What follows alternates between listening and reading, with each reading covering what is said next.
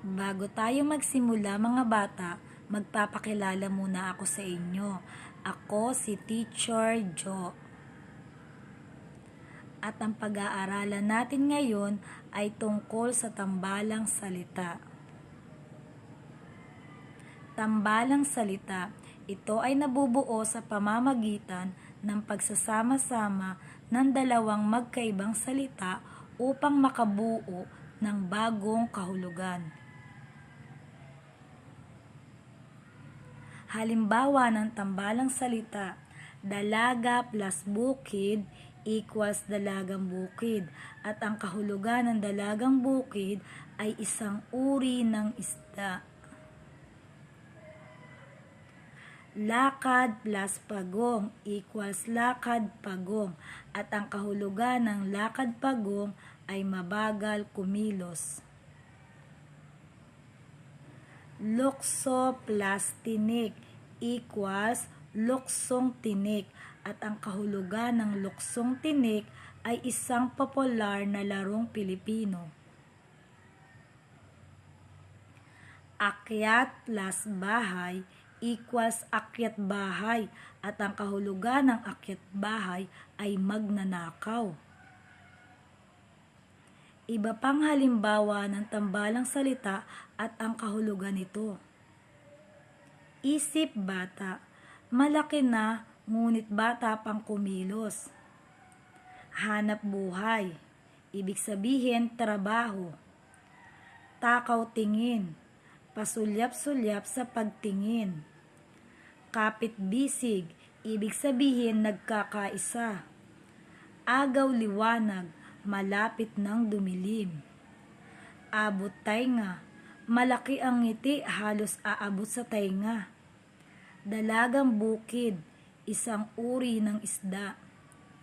Palosebo, isang laro na padulasan. At alilang kanin, isang utusan. Ngayon naman, piliin ang tambalang salita na makikita sa pangungusap.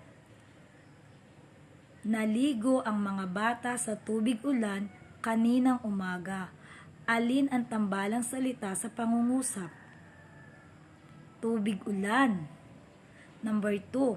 Masarap kainin ang kanin na bagong ani. Alin ang tambalang salita sa pangungusap? Bagong ani. Number 3. Kulay dugo ang sinuot mo kanina sa palengke. Alin ang tambalang salita sa pangungusap? Kulay dugo. And number 4, kinuha ni mama ang bata sa bahay ampunan dahil naawa siya. Alin ang tambalang salita sa pangungusap? Bahay ampunan. At number 5, abot tanaw ko ang paaralan mula rito sa bahay. Alin ang tambalang salita sa pangungusap? Abot tanaw. Magaling mga bata. Ngayon naman, itapat ang tambalang salita sa kahulugan nito. Palosebo, isang laro sa padulasan. Number 2, alilang kanin. Utusan. Number 3, punong guro. Pinuno ng mga guro sa paaralan. Number 4, silid-aralan. Pook na pinag-aaralan. At number 5, dalagang bukid. Ano ang kahulugan nito? Isang uri ng isda. Pagsamahin ang dalawang salita upang makabuo ng tambalang salita. Bago natin sagutan, basahin muna natin ang mga salita. Number 1, sulat. Number 2, kapit. Number 3, takdang. Number 4, hampas. Number 5, bagong. A, tuko. B, luto. C, kamay. D, aralin. E, lupa. Ngayon naman, sagutan na natin. Sulat, kamay. Number 2, kapit, tuko. Number 3, takdang, aralin. Number 4, hampas lupa. And number 5, bagong luto. Okay, magaling mga bata, nasagutan ninyo ang ating tambalang salita.